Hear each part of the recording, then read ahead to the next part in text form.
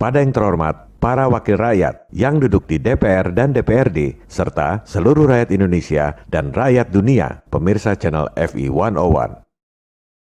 Presiden Amerika ke-7, Andrew Jackson, mengatakan, kalau saja rakyat tahu tingkat ketidakadilan sistem keuangan dan perbankan kita, pasti akan terjadi revolusi besok pagi. Menariknya, ungkapan Presiden anti-bangkir elit itu justru disitir dan dipopulerkan kembali oleh salah satu anggota elit global, yaitu Henry Ford. Ia mengatakan, untung rakyat negeri ini nggak ngerti sistem moneter dan perbankan kita. Sebab, kalau rakyat ngerti, saya yakin bakal terjadi revolusi sebelum besok pagi. Memang itulah yang terjadi. Kita utang luar negeri sampai 6.000 triliun karena rakyatnya nggak ngerti sistem keuangan dan perbankan. Rakyat taunya cuma, kamu tuh miskin. Kalau kamu kurang duit, kamu harus ngutang sama bankir kaya. Rakyat mau sekolah sampai jadi doktor profesor ekonomi pun nggak diajarin. Itu bankir yang kasih utang, dapat duitnya dari mana? Itulah hebatnya tipuan setan. Rakyat nggak ngerti dari mana para elit itu dapat duit. Bukan cuma 6.000 triliun buat kasih utang Indonesia, tapi 1 juta triliun atau 1 kuintiliun buat kasih utang pada semua negara di dunia. Dari mana duitnya? Yang dimaksud oleh Presiden Jackson dan Henry Ford, kalau rakyat ngerti bahwa itu utang siluman, nggak ada yang mau ngutang luar negeri.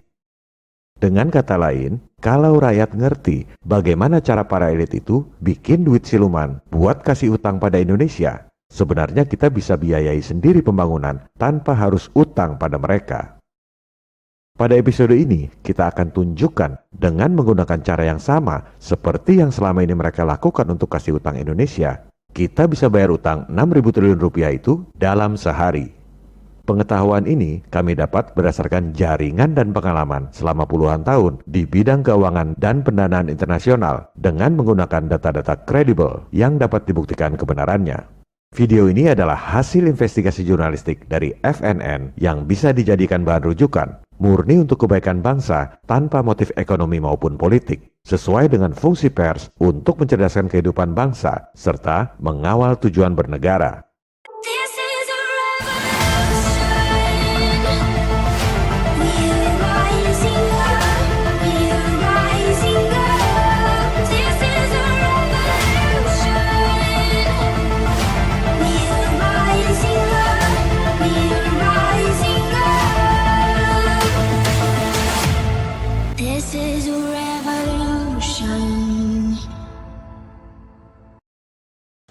The greatest trick the devil ever pulled was convincing the world he didn't exist. Kalau kita membahas masalah utang negara 6.000 triliun, pasti selalu ada bantahan dari para pemuja utang.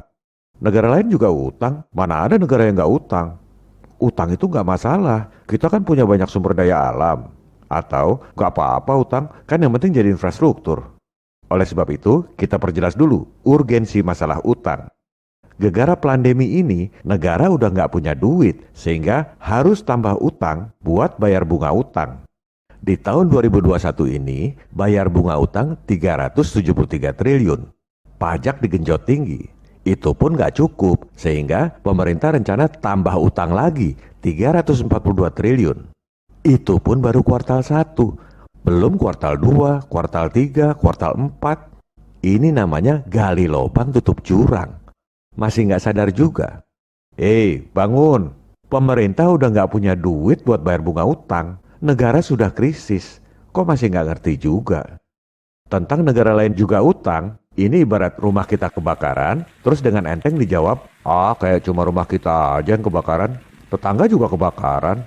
Akhirnya sibuk berdebat soal krisis atau tidak, sementara rumah kita habis terbakar. Kedua, sumber daya alam itu buat rakyat Indonesia, bukan buat orang asing yang kasih utang siluman. Jangan jual tanah air buat asing. Ketiga, pembangunan infrastruktur itu memang harus dilakukan. Siapa bilang nggak perlu? Poinnya adalah pembangunan infrastruktur dan lain-lain itu bisa kita lakukan tanpa utang. Mereka yang kasih utang itu sebenarnya nggak pernah keluar duit, utang siluman. Sekarang, jangankan membiayai infrastruktur yang cuma puluhan atau ratusan triliun, Bayar utang 6.000 triliun pun bisa kita lakukan dalam sehari. Keempat, utang dalam falas itu adalah ancaman nyata buat ketahanan nasional. Kalau kekuatan asing mau memiskinkan rakyat Indonesia atau mau menjatuhkan pemerintahan, ketika jatuh tempo, sikat aja rupiahnya supaya anjlok. Satu orang pemain Wall Street seperti Soros sudah cukup untuk membuat krisis Asia dan menjatuhkan rezim berusia 32 tahun. Inilah ketahanan nasional dalam arti sesungguhnya yang nggak pernah dipikirkan oleh para elit di negara kita.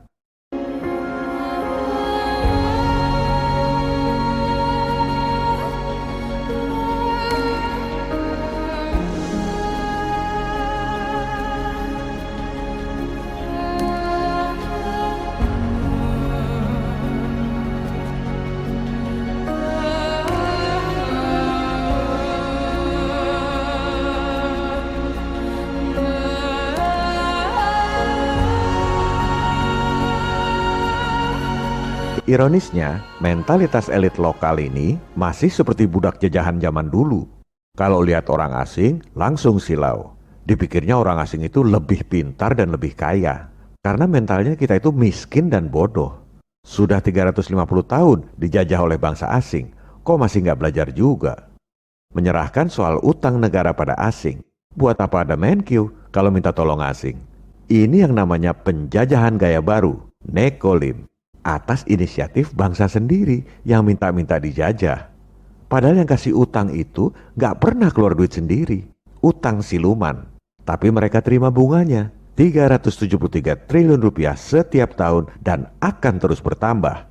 Apa nggak kesian sama rakyatnya? Coba kita tanya pada ekonom senior, Kwik Kian Gi. Elit asing itu malaikat yang mau nolong ekonomi kita atau justru penjajah berbulu Menkyu? Salah, berbulu domba. Bahwa Indonesia itu memang direkayasa, memang diengineer oleh kekuatan asing untuk menjadi terpuruk, untuk menjadi bangkrut.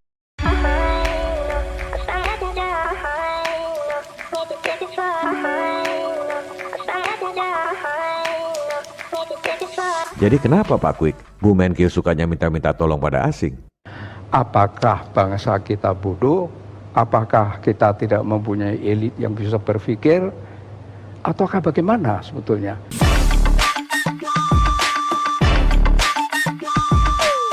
Perilaku ngemis-ngemis minta bantuan pada bangsa asing yang sudah ratusan tahun menjajah itu jelas bertentangan dengan tujuan negara. Seperti yang dikatakan oleh Bapak bangsa kita, Presiden Soekarno. Inti daripada imperialisme ialah membuat bangsa-bangsa tidak berdiri di atas kaki sendiri. Prinsip inti daripada imperialisme ialah membuat bangsa-bangsa memerlukan barang-barang bikinan imperialis, memerlukan persenjataan daripada pihak imperialis, memerlukan bantuan daripada pihak imperialis. Persoalannya, apakah bantuan asing itu tulus atau ada agenda tersembunyi? Lagu lama penjajahan dibungkus dengan gaya yang baru, ekonomi. Bagaimana sikap Bung Karno terhadap bantuan asing yang seperti itu? Go to hell with your aid. Pada waktu itu juga orang Afrika berkata, it rang through Africa. Di zaman now, peperangan yang sesungguhnya adalah ekonomi. Itulah udang di balik plandemi.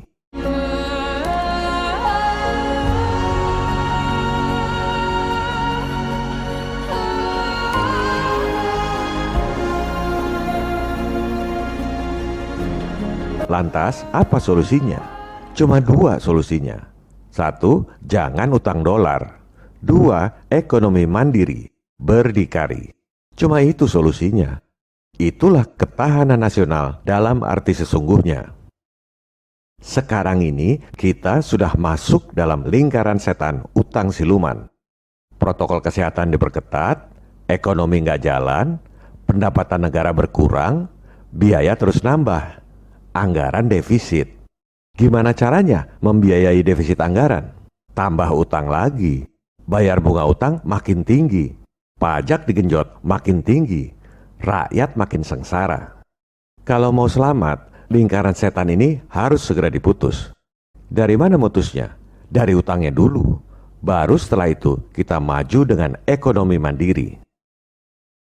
Pada episode ini, kita akan bahas cara bayar utang 6.000 triliun dalam sehari. Kita gunakan cara yang persis sama dengan yang selama ini dilakukan oleh para elit di distrik keuangan paling berpengaruh di dunia, Wall Street. Oleh sebab itu, kita sebut saja cara bayar utang 6.000 triliun dalam sehari ini dengan nama cara Wall Street. Selama ini mereka melakukan konspirasi global. Sekarang gantian, kita konspirasi juga. Tapi konspirasi buat kebaikan seluruh rakyat.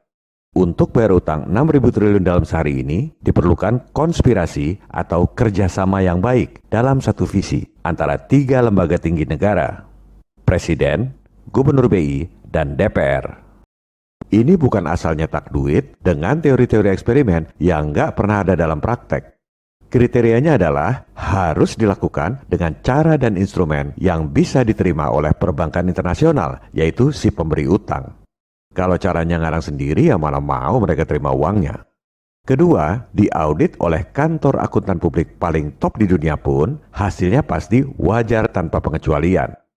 Cara ini secara teknis pasti bisa dilakukan. Tinggal masalah non-teknis. Skema ini baru bisa jalan kalau ada political will dari pemerintah dan DPR untuk memerdekakan rakyat dari lingkaran setan utang siluman. Agar lebih mudah dibagikan lewat medsos, WhatsApp, tele, dan lain-lain, episode 32 ini kita bagi menjadi 2 bagian pendek. Kita akan bahas secara detail cara bayar utang 6.000 triliun dalam sehari itu pada episode 32B mendatang. Oh ya, oh ya, oh ya,